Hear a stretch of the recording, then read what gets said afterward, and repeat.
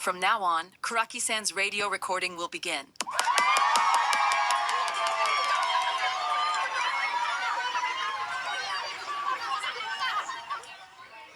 No illusions to live by!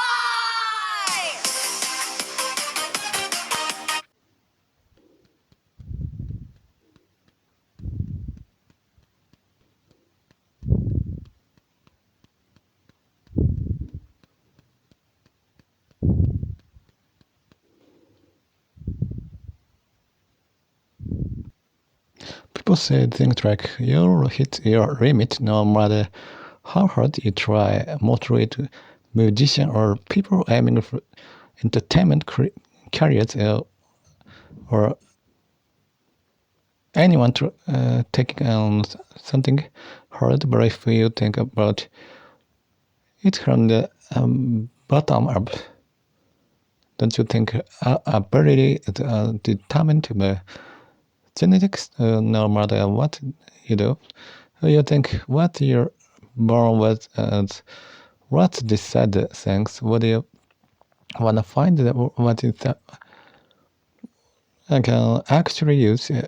And I find it strange that people take that clinical nihilistic stance. I think about it the same way, but my position is a bit different. That phrase gets used a lot. Not sure if it's just a drama or a real life, but it seems common.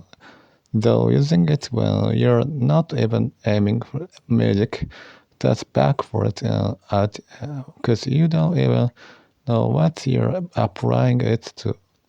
Like you can't marry that person.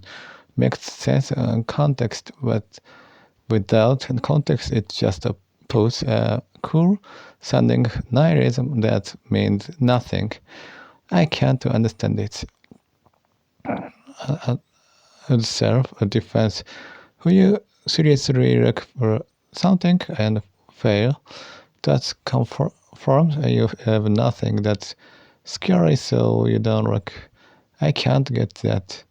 At some point, I realized if ability is mostly set by genetics, then even if I have no talent, I should at least look for what I do have. That's what I did.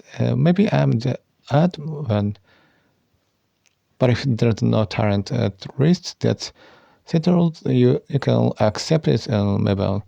And don't you feel frustrated about what if you have some talent you never find out, even if you're not great? There's something you're really good at. Isn't it a waste to never use it? When you have no talent for magic, fine, give it up. But then go find what you do. Who you think talent decide everything. Even without talent for magic, you might have a talent for law or business or being a regular employee. Saying talent decide everything becomes a reason to never try anything. I don't get it at all. I'm not praising people who take on challenges, and I don't think you need to justify yourself either. I probably don't have a talent for something. I would aim for it, and that's all. What's hardest to me is whether you can truly accept giving up if there's something you want to do and you genuinely can't say it's not for you. And that conflict makes sense to me. I think the Japanese effort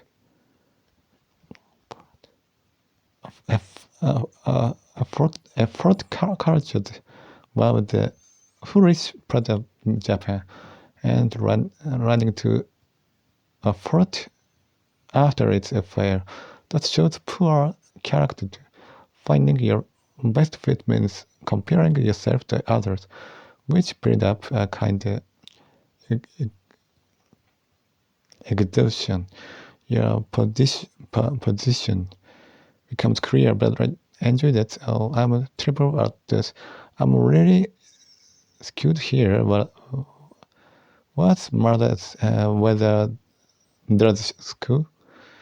Big on the middle, what bothered me was the IQ test at the hospital, but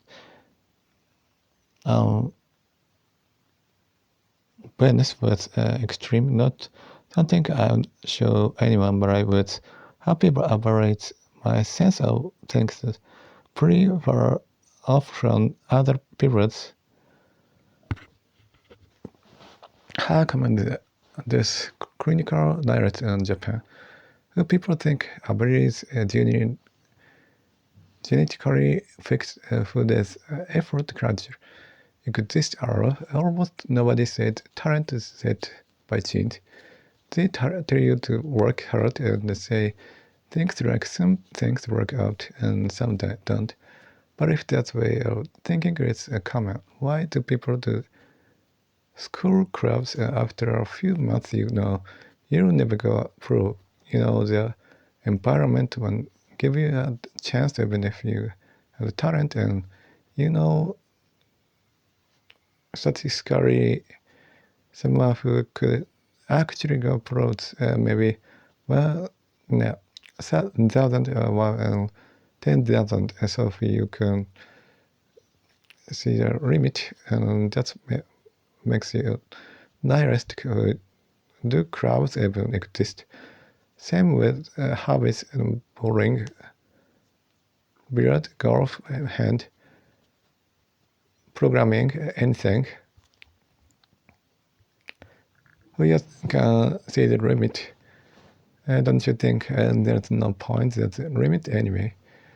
But who people can see the limit and still go on forcing themselves, though it and then the earlier point that about aiming or music falls apart, you can't deny it anyway. It's like a shared illusion. Everyone thinks they're at a low level, but keeps going because that group comparisons are weak. Self-worth isn't hard, convenient, and since it's a hobby, you don't have to face the limit head on. Then a new question comes up. If you're aiming that high, you'll see your limit. So why do people in the crafts work that hard? The moment you know you won't go pro, the nihilism kicks because serious pursuit limits show up clearly. Comparison with other being. This reminds me of something maybe related in the military. Everyone eats the same food and does the same exercise. So people who gain weight do it despite doing everything the same as others. Same with schools. Well, everyone gets the same education. The gap when smart and not smart show up clearly when conditions are identical. Genetic becomes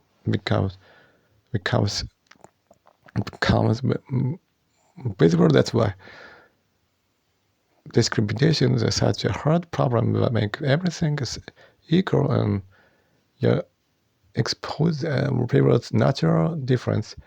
People do crowds because group pressures. Everyone else do it, so you do too. And they're not suffering, and that there's a motivation.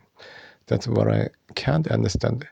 Any group, bands, whatever, you end up with people at the same level. You can tell what level you're all at, but you become the biggest fish in a small pond. You praise each other, push each other, compete within the groups. That's apply to band habits, entertainment companies.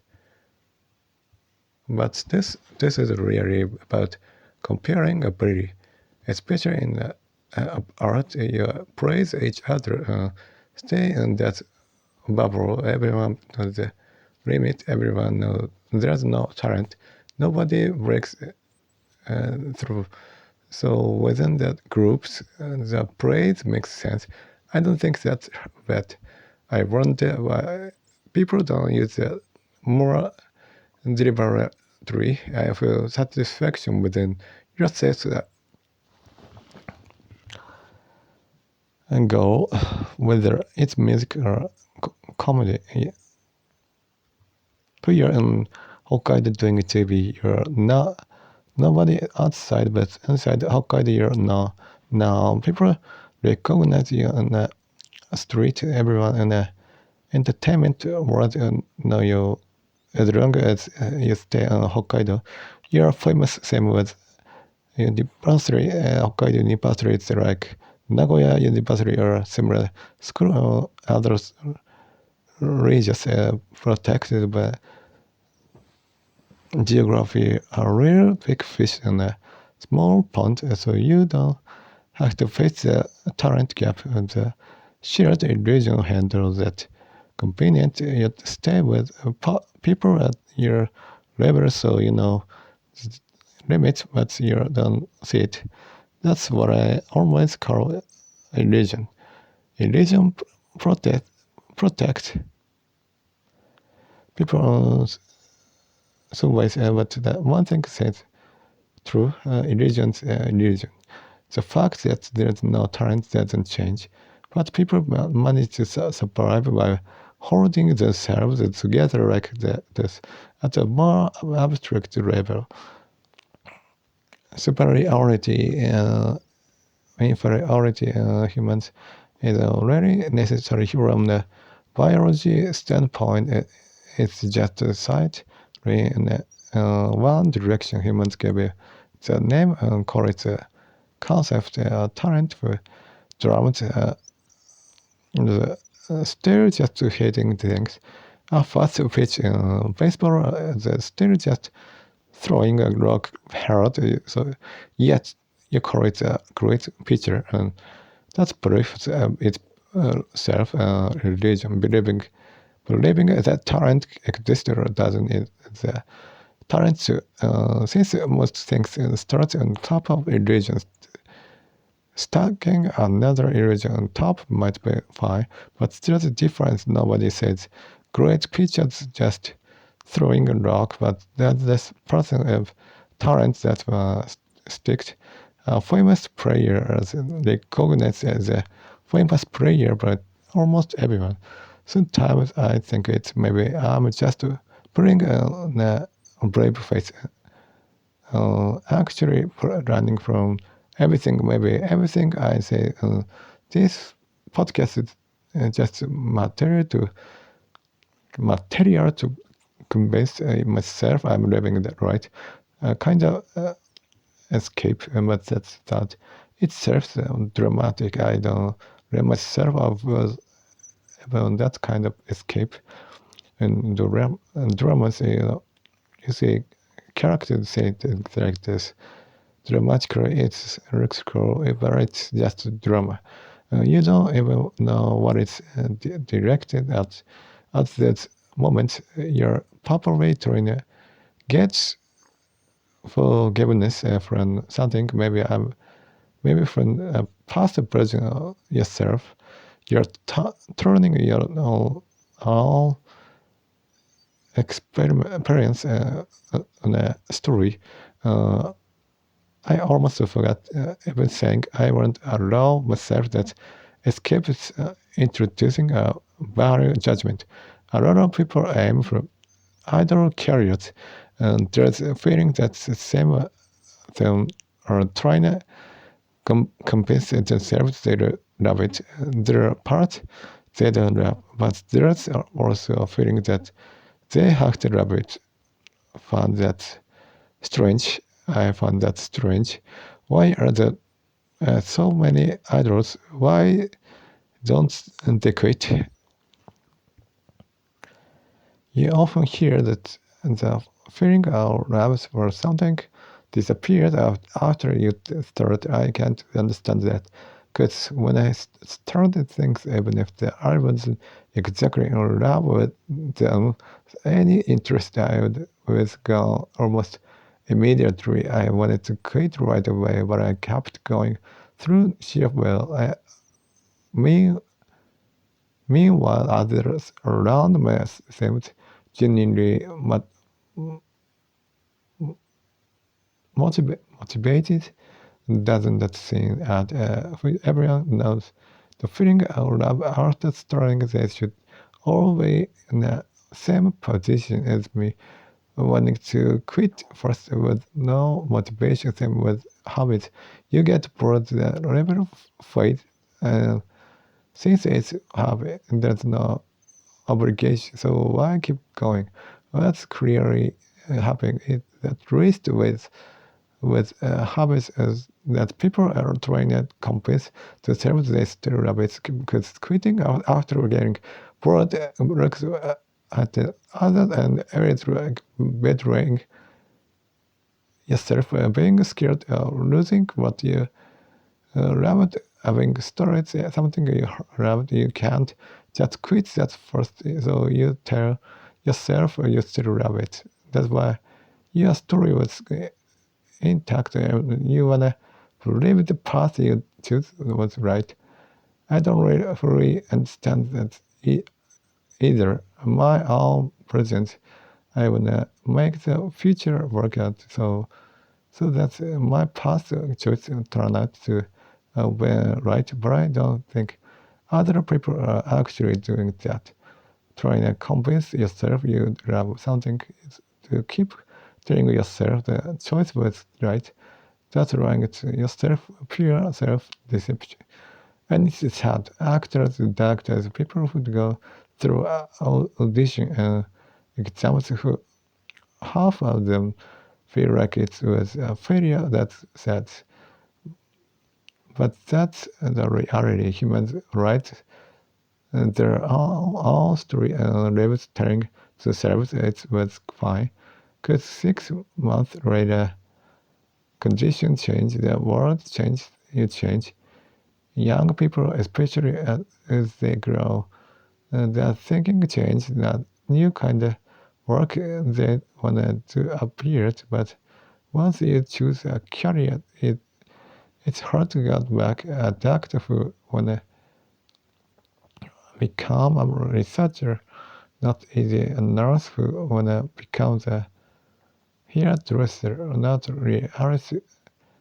realistic. So all you can do is write the story that this was the right path and the irony of life.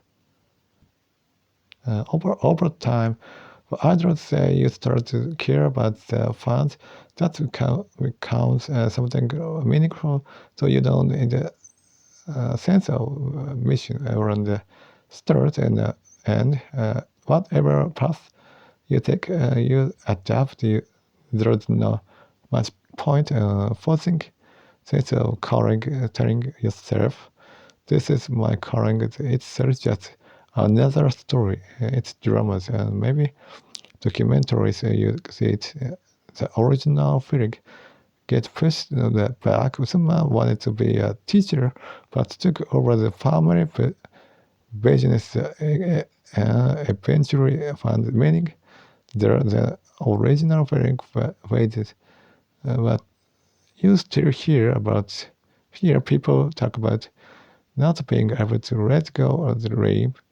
That's true in real life too. So the reason someone became idol, that's true life too. So the reason people became an idol, anyone's through any job, is something they believe that reason doesn't stay the same. It shifts over time.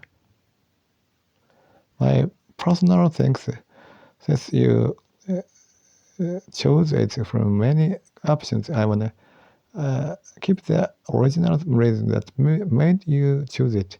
So with this podcast, sometimes I can't really remember why I started, even if the reason changed, I accept that. But if it's drifted too far from the original, maybe it's lost its meaning because the original reasons what made me start the life is predictable. A whole new reason might formed.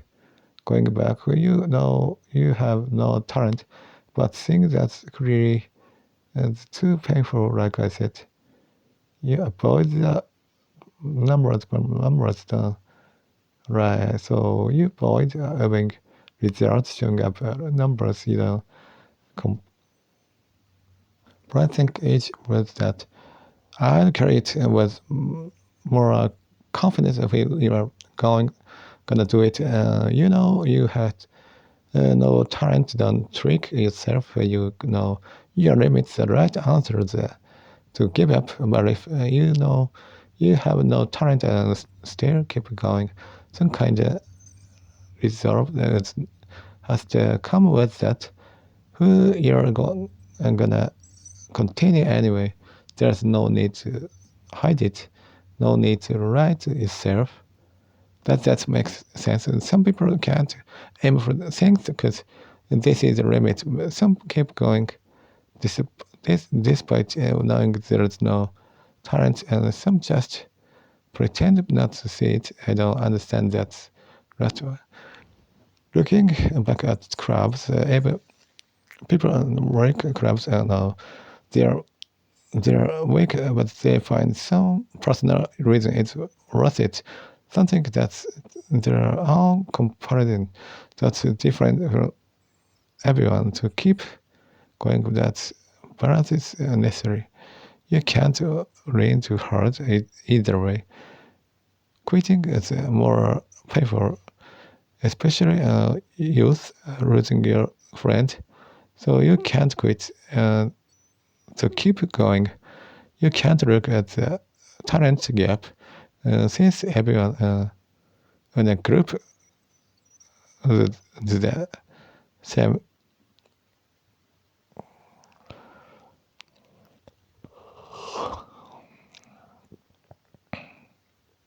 So you can quit and to keep going. You can't look at the talent gap.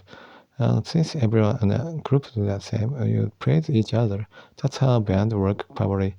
They gather support each other.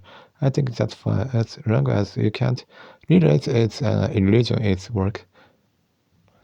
Today I wasn't that bothered. The dog barking nearby didn't get to me either. That was strange, different from usual. The sound itself is different, and not being bothered by it was also different. So I was settled, and my filter was working hard. That reason was unclear, which made it stranger. I don't normally get used to it. A rare percent doesn't mean I'd be less bothered. At that time, I tried to really pay attention to the mirror. That process fine, but like a athlete whose effort form breaks down when they try too hard, I try saber it's my way eating to get off. Normally that doesn't happen because I've run from the past failures, but when the urge to fix things and settledness piled up even that's good stable, and everything corrupts. My brain short circuit. I try to convince myself this moment and hurt this harness is meaning. That's my fallback. Normally, with hard tasks, some people try to see them as enjoyable. People who experience DB or childhood abuse sometimes feel pressure from it. That's the same mechanism that's dangerous, but for me, discomfort is something to eliminate. It's road I need that's different, but it's still a defense response. I look it up. It's called pain offset relief. It's clearly defense mechanism. But if someone used me as a trash can, and I told myself it was fun, that would be dangerous. It does, yes, very little sense danger. That is the side effect. That today I couldn't focus on the win at all, and that itself was hard. So the defense kicked. I tried to convince myself. I was tasting it when I was tasting a flavor that wasn't there. The neighborhood sound might not even been good. Maybe the flavor just wasn't there, but I trying to force it, trying to convince myself that time was good. Not being able to do things the usual way. That's what creates this problem for me. One more thought about being sprout are cheap because they're easy to grow. Most cheap things are cheap for the same reason. Sea urchin, for example, often the appearance manipulated rather than taste price gets added for that.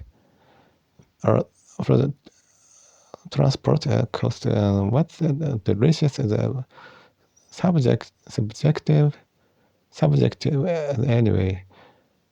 Wealthy people who take pride in their status done by cheap things might laugh. Guess I'm not good at economics. It's that expensive supermarkets, wealthy neighborhoods are expensive product. The product, the pride of the people shopping their sense people buy it is profitable. They probably know expensive doesn't always mean better, but if it's like it should be. If I become rich, I might but expensive things to just pride, needing to take a higher quality things than others. Idea that cheap equals low value. So for something cheap is delicious, there's a contradiction. When there's a contradiction, people try to keep their logic consistent. If you accept that cheap things can be good, the other belief start to shake. So people keep the rough rules. Expensive is better. That way they can occasionally splurge. Cheap things feel like a compromise, I believe. And they're not. I don't feel uncomfortable about cheap but good things because the contradiction. I think the issue is just that people are losing out about spread, particular that where cheap some bag away. But as I said, they are cheap because they are easy to grow. No, not because they taste bad. So a lot of households are probably missing at no reason. Most people probably don't even notice the exceptions. So anyway, the rules connection when price equality is hard for me to work with. Expensive things are really good, but cheap things aren't. But just paying cheap, sometimes they're just as good when that exception exists. It gets confusing who you prefer cheap good food over expensive food. Buy the cheap one, but shared religion says expensive is better. So it feels like a waste each other. Either way.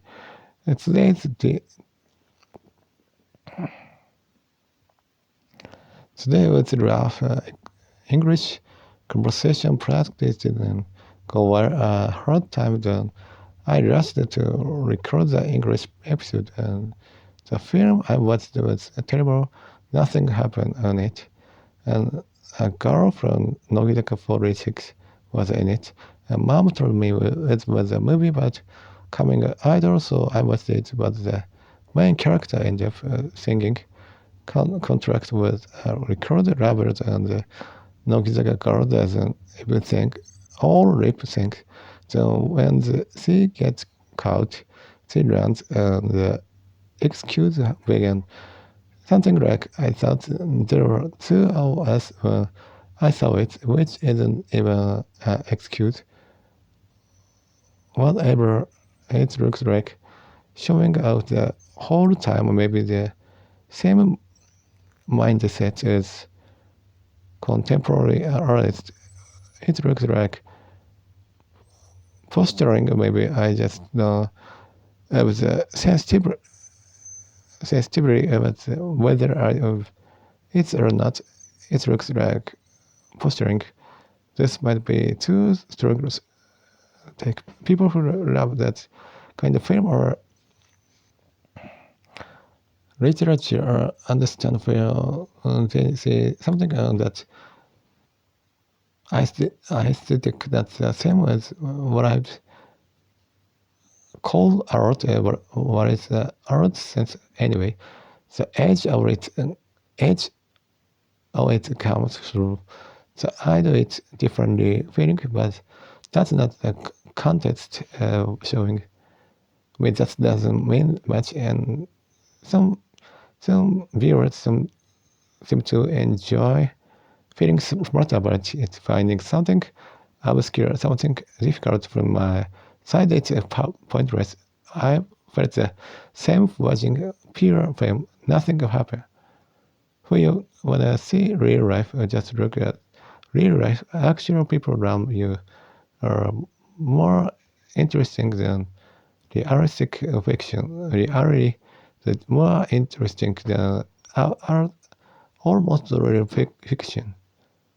There's no strong visual technique, no dense portrayal of human nature, just an underground vibe with a bit of obscurity first. That's why I didn't like the drama crowd type of school either. Something about that crowd, a sense of ways to understand that this art elitism different from mainstream commercial, trying to show that difference produces something strange and self-indulgent. I've never really seen live theater being from Hokkaido, no exposure, even videos. What am I being made to watch? Like a school festival, suddenly songs appear for no reason. Comedy makes no real portrayal of human nature. It looks like they're covering a lack of real content with art. Some choreographers say this more move has this meaning. Art is explained with historical background and things that only make sense when explained. Wait needs words to explain it. Why not just use words from the start? Language has to reinforce it to make it meaningful. That's really art. Something similar happened with film criticism, interpretation from the audience that no one could figure out their own hidden setting that only makes sense once someone points them out. Some works even trying to communicate directly vague dialogue, abstract saying, like some business writing, like some philosophy students film, but characters suddenly doing philosophy. That gets called art, but it's stripped out the real essence and fixed the surface. Some works are genuinely good, of course, but a lot of it is just making things hard to understand as a substitute for depth. Something has been dropping on my room since yesterday, though it was outside, but it's not probably about. But this time of year, it bothered me. There was no reason to go outside, but it's bothered me. But today, grandma's TV next door was loud, and that bothered me. More life was predictable. The bug ended up having got used to the sound, so the bug stopped muttering. The podcast name still isn't settled. I've been thinking about the description and going back to the name. I can't find the word for what I want to express.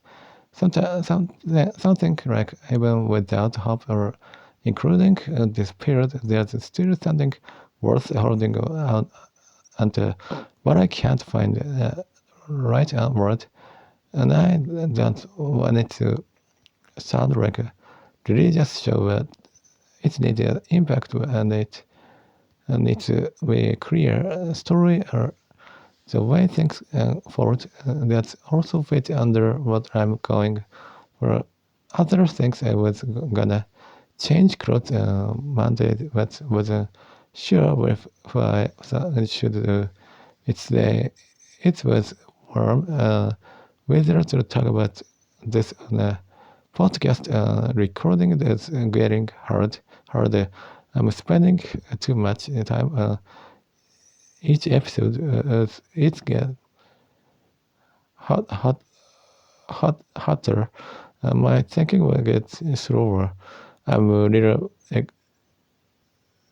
anxious about how that'll go, and I need to record the English episode too. I've been thinking about this for a while. There are too many Japanese episodes and not enough time for English, and each episode is a rough length limit. I don't want them too long. Contradiction keeps coming up. I've been going back forth this every day, thinking about it. It doesn't change the result. I'm not interested in comedians generally, but I saw one with a very beautiful girlfriend, actress. All that they looked really happy together. People around them were celebrating, and I thought they're gonna break up in a year. It was sad so much. I looked up that film I watched yesterday, the one I found pointless, so to see anyone else felt the same. Not really looking for arguments, more trying to figure out was there's something I missed some art or depth I couldn't use. Looking it up, apparently not. I wonder what it was, number done right. That's true. It really hits people living inside a religion. People avoid think their lack of talent. They avoid having it show up as numbers. They keep results invisible. They don't compete with stronger people. Whereas they think, well, you have no talent, you know it, and then stop. Or who you keep going anyway. That takes real resolve. Going for something with no talent around. That's serious place to be for you don't need to trick yourself, but to enjoy it once you've noticed you have no talent. Does that ruin it? People find escape, belonging to a group, are big to used to it, and that it's just a habit. That's probably why most people keep going, based on what I saw in school. Anyway, they use it as a way to test themselves, but that is a problem for a club. That's why, okay, for studying, it's not getting the grade has to come first. Around June every year, music shows get more active. Event pick up. I don't like summer music. The noise is my thing, but I used to find all the activity somewhat enjoyable, not pleasant. I think now I understand why June and July are still cool. That's too cold, not too hot. Because my physical state was good. Everything around me seemed good too. I was reading the season as having mental winning summer. I'm exhausted and can't think. And I'd mistake that for general decline. And now I see the pattern. When a scandal comes out, people go hard on a person that's good. They see themselves as holding back. Why does that person get to act freely? They wanna condemn it. Same goes for people who say happy without working on it. Someone who choose not to do something out of fear will attack someone who did it freely, who has real reason you can't do something, to accept that you made that choice. Will you want more freedom, go get it with risk that come with it? Sure, in real life you can't always choose one or the other career, but attacking someone else for it, that's off. People like that believe that suffering leads to happiness, but they know it probably doesn't. They know endurance really pay off, so they resent people who seem to be happy without suffering. All their generations of people with were expensive of suffering hard warriors as but I'm not one to talk, but I can't believe that suffering leads to happiness. That logic is too short. It's just endurance. I do think there's very patience itself, but endure happiness will come. That logic doesn't hold, and it's no reason to go after other people. I've started writing down what to talk about, so I don't forget. I've gone back forth just before. That it help. Maybe it's useful later, but here's the contradiction. Same topics here like they need to be written down. So why write that? If something can be left out, then everything could potentially my character is why I kept daily routine strictly, because making one exception triggers this kind of thinking. That's how I work. Back to the mid topic, too many choices, you get tired and you reach anything is fine, but anything's fine. It's all of them not good. It's the different saying anything is fine. Doesn't mean you're the all is equal. It means you stop caring killing, making an exception to rule, weaken the rule's foundation and the conscious consistency breaks that part is fine.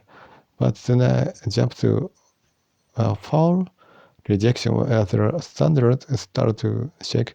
Even things that were solid start to feel negotiable, who can be removed. Who A can be removed. Why not B? Since all standards are somewhat fuzzy, everything starts painting towards total rejection. A negative view of having standards at all, this roots shaky standards. Maybe it's better without it.